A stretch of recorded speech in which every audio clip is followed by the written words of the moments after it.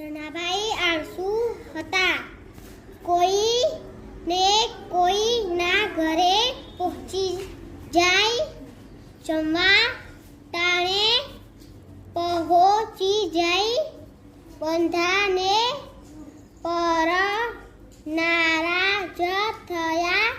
સૌ કહે ધનાને આ ખાવા અને ન આપો. ખાધા ખાધા વિનાના ધનાભાઈ આમ તેમ ફરતા હતા. ધનાભાઈ સમજી ગયા. કામ કરીને જ ખવા